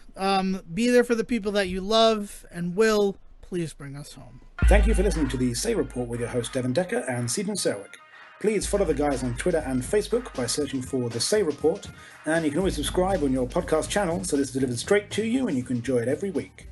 With apologies to your mother, we'll see you next time.